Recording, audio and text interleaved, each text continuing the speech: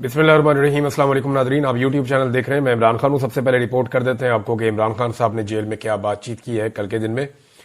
अब तो चीजें नॉर्मलाइज हो रही हैं।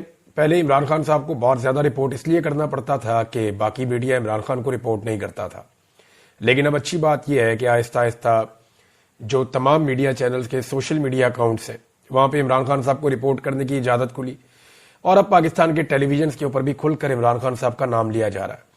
थोड़ी दिनों में आप इमरान खान साहब की तस्वीर और उनके पुराने बयानात भी देखना शुरू कर देंगे और अगर इमरान खान साहब रिहा हो जाते हैं तो फिर आप उनको टेलीविजन स्क्रीन के ऊपर देखेंगे। हालात नॉर्मलाइज हो रहे हैं।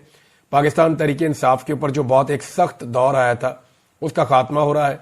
इस जमात ने साबित किया है कि ये फस्तायत के सामने, जबर और जुल्म के सामने हार इसने नहीं मानी, बल्कि ये डट कर खड़े हो गए। नॉर्मली पॉलिटिकल लोग हारते नहीं होते, ये एस्टेब्लिशमेंट को ही हारना पड़ता है, लेकिन ज्यादातर पॉलिटिकल लीडरशिप जो है वो कंप्रोमाइज कर लेती है। यहां इमरान खान साहब ने उस लेवल का कंप्रोमाइज नहीं किया। इमरान खान साहब को जो बड़ा मसला है पाकिस्तान की खातिर, देखे ना, बंदे मरवाने के बाद कौन मुज़ाकरात करता है? जिस पॉलिटिकल पार्टी के बंदे शहीद हो जाए ना, वो फिर मुज़ाकरात नहीं कर रही होती। उसको तो मौका मिल जाता है कि वो हर लेवल के ऊपर दीवार के साथ लगा देती है हुकूमत को और इदारों को। लेकिन इमरान खान साहब ने for the sake of this country अपने मुश्किल तरीन वक्त में, जब उनके कारकुनों को शहीद किया गया, उसके बाद उन्होंने मुज़ाकरात की बात की और वो मुज़ाकरात कर रहे हैं और वो ये कहते हैं कि मुल्क की खातिर तो मैं बात करने के लिए तैयार हूं, मेरे साथ बैठो, कोई हल निकाल देते हैं चीजों का। हालांकि जब 25 मई हुआ था 2022 में, जब बहुत टार्चर हुआ था इमरान खान साहब की पार्टी के ऊपर, बड़ा जुल्म हुआ था, तो उस वक्त भी इमरान खान साहब ने एक बात कही थी। तब भी उन्होंने कहा था मुज़ाकरात करने के लिए मैं तैयार हूं। नवाज शरीफ को मिलकर कुछ सहाफी आए थे सीनियर, इमरान खान साहब के पास प्रपोजल लाए थे, लेकिन वो मियां साहब की तरफ से नहीं थी। वो खुद से एक एफर्ट कर रहे थे कि जी फौज के रोल को महदूद किया जाए। तो इमरान खान साहब ने कहा था जी ठीक है, 3 चीजों के लिए तो मैं रेडी हूं। नंबर 1, फौज के किरदार को महदूद किया जाए, यानी वो उनका सियासी किरदार हमेशा के लिए खत्म किया जाए। अपॉइंटमेंट का जो तरीकाकार है उसको ऐसा स्मूथ किया जाए कि ये सियासत जो है इदारे के अंदर ये खत्म हो जाए। नंबर 2, इमरान खान साहब ने कहा था कि इकोनॉमी के ऊपर सियासत बंद कर दी जाए, एक ऐसा चार्टर बना दिया जाए इकोनॉमी का जो हमेशा चलता रहे और इसके ऊपर जो भी अपोजिशन पार्टी हो वो सियासत का निशाना ना बनाए, क्योंकि ये पाकिस्तान की एक बड़ी कमजोरी है इकोनॉमी जो है। लेकिन फिर इमरान खान साहब ने 2 और चीजें भी रखी थी। एक तो उन्होंने कहा था कि इलेक्शन का एक तरीकाकार तय कर लिया जाए, साफ और शफाफ इलेक्शन पाकिस्तान में होना चाहिए, इसको यकीनी बनाया जाए ताकि आइंदा होने वाले इलेक्शनों के ऊपर कोई उंगली ना उठाए। और चौथी बात इमरान खान साहब ने इजाफी कही थी, उन्होंने कहा था जी फिर कोई एनआरओ जो है वो नहीं होगा, यानी इसके अंदर कोई एनआरओ शामिल नहीं होना चाहिए। इन उसूली चीजों के ऊपर मैं बात करने को तैयार हूं। लेकिन फिर ये ऑफर जो है वो जो हुकूमती जमातें हैं वो इसके ऊपर दे, तो मैं बतौर अपोजिशन लीडर मुझे कोई एतराज नहीं है। मैं आज अपोजिशन में हूं लेकिन मुझे कोई एतराज नहीं है, मैं इसके लिए काम करने के लिए तैयार हूं। जाली और फस्ताई निजाम को शिकस्त हो जाएगी इंशाअल्लाह, साथ उन्होंने बोला। इस आमराना दौर में शख्सी आजादियों के खात्मे, बुनियादी कानूनी हुकूक की पामालियों और इदारों की तबाही ने मुल्क के न सिर्फ समाजी और सियासी निजाम बल्कि कानूनी और माशी निजाम को भी दरम बरम कर दिया है।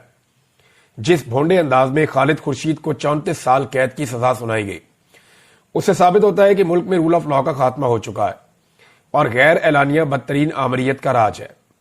यानी इलेक्शन कमीशन ऑफ पाकिस्तान की तौहीन करने या उसको धमकी देने के ऊपर, किसी को धमकी के ऊपर कैसे 34 साल कैद की सजा हो सकती है? उम्र कैद भी 14 साल की होती है, या तो फांसी हो जाती है या उम्र कैद हो जाती है। उम्र कैद भी जो है वो 14 साल की होती है। यहां एक जज ने 34 साल की सजा सुना दी है, तो कैसे हम इस अदलिया को आजाद अदलिया कह सकते हैं? इमरान खान ने कहा कि वकला तहरीक से पहले भी हम फौज की सियासत में मुदाखलत के खिलाफ भरपूर तनकीद करते थे, लेकिन तब कोई एजेंसी अपने शहरियों को इस तरह नहीं उठाती थी और आईनी अदालत बनाकर पूरी अदालती निजाम को तबाह कर दिया गया है और काजी फायजीसा की बाकियात को अदालती निजाम का कब्जा दे दिया गया है ताकि काजी की रवायत बरकरार रखते हुए अदालती फैसले GHQ के जेर असर करवाए जा सकें। मेरे खिलाफ पिछले साल भी 4 गैर कानूनी फैसले दिए गए थे। सोमवार को अलकादर केस का फैसला भी वैसा ही तवक्को कर रहा हूं। यानी पीर को फैसला आना है इमरान खान साहब के खिलाफ, क्योंकि जेल का ये रिकॉर्ड है कि जेल में जितने भी फैसले आए वो इमरान खान साहब के खिलाफ ही आए। अब ये फैसला इमरान खान के हक में तो आ नहीं सकता, शवाहिद तो है नहीं, सबूत भी है नहीं, لیکن جج نے جب جیل جا کے ٹرائل کرنا ہے عمران خان صاحب کا تو اس نے پھر تو سزا عمران خان صاحب کو ہی دینی ہے نا، کیونکہ نظام عمران خان صاحب کا دشمن ہے۔ لیکن اس وقت نظام پھنسا ہوا ہے کہ اس آدمی کو باہر کیسے نکالنا ہے، یہ بھی ایک پرابلم ہے۔ اور یہ پرابلم کا جو ریزن ہے وہ یہ ہے کہ جو بائیڈن کی سپورٹ پیچھے سے ہٹتی جا رہی ہے۔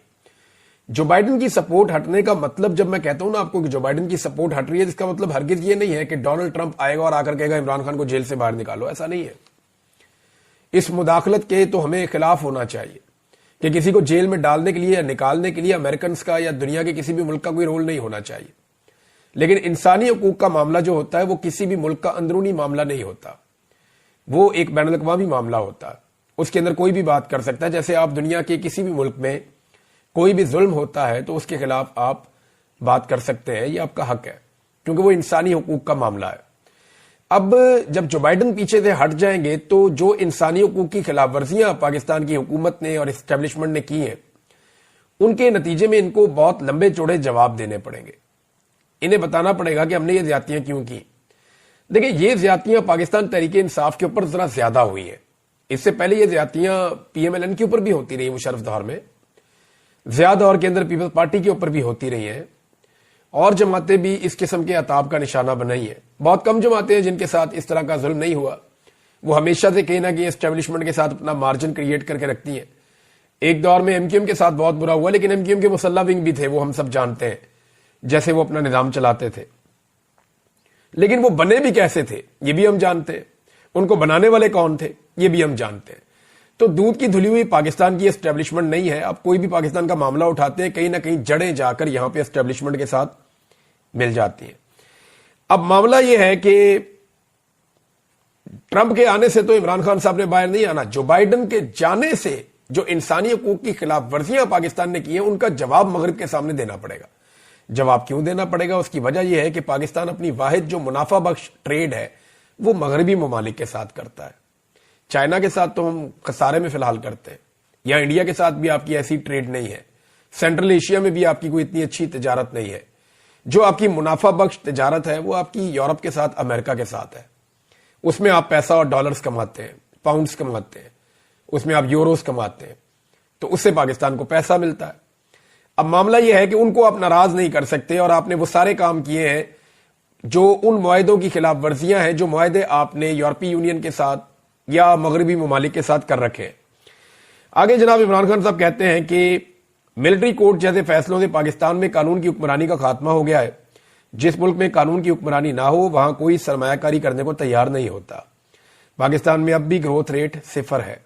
جب معاشی ترقی ہی نہیں ہوگی تو نہ ہم قرضوں سے نکل پائیں گے اور نہ ہی بے روزگاری کا خاتمہ ہوگا۔ پاکستان کے فیصلے پاکستان میں ہی ہوں گے